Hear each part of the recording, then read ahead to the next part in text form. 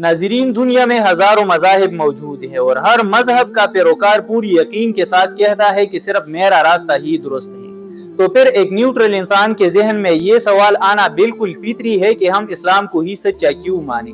क्या इसलिए कि हम मुस्लिम मुआशरे में पैदा हुए?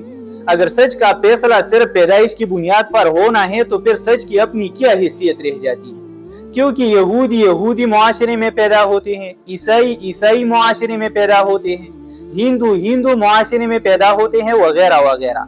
तो चलिए आज रिवायती बातों से हटकर इसका जवाब फलसफियाना तलाश करते। तो नाज़रीन, सबसे पहले हमें एक गलतफहमी दूर करनी होगी। कुछ लोग कहते हैं कि तमाम मज़ाहिब अपनी अपनी जगह बिल्कुल ठीक है और सब खुदा तक पहुंचने के मुख्तलिफ रास्ते हैं। बज़ाहिर ये बात सुनने में बहुत अच्छी लगती है, लेकिन फलसफियाना तौर पर ये बिल्कुल नामुमकिन। फलसफे का एक बुनियादी कानून है जिसे कानूनी तजाद कहते हैं, यानी दो उलट दावे एक ही वक्त में एक ही पहलू से सच्चे नहीं हो सकते।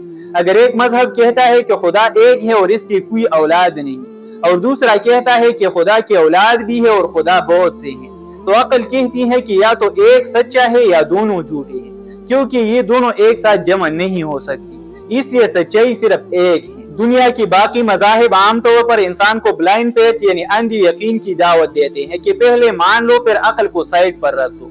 लेकिन दीन इस्लाम दुनिया का वो वाहिद दीन है जो अपनी सच्चाई साबित करने के लिए इंसानी अक्ल को जज बनाता है।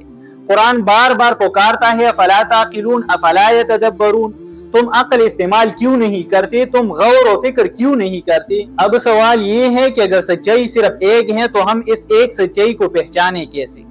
फलसफा किसी भी नजरिए को परखने के लिए 3 फिल्टर देते हैं, और जब हम इस्लाम को इन 3 फिल्टर पर परखते हैं तो नताइज हैरानकुन आते। पहला फिल्टर अंदरूनी हमाहंगी। किसी भी सच्ची नजरिए के अंदर तजाद नहीं होना चाहिए, और कुरान दुनिया का वो वाहिद किताब है जो 1400 साल से चैलेंज कर रही है कि अगर ये इंसान का कलाम होती तो इसमें बहुत से तजादात पाई जाती, लेकिन कुरान का बयानिया अलिफ से आखिर तक एक ही हकीकत पर कायम। दूसरा फिल्टर खारिजी मुताबकत। वो मजहब सच्चा हो सकता है जो कायनात के हकायक और इंसानी फितरत के आईने मुताबिक हो, और इस्लाम के अहकाम कायनात के मादी कवानीन और इंसानी अक्ल से कभी नहीं टकराता। तीसरा फिल्टर तारीखी दस्तावेजी सबूत।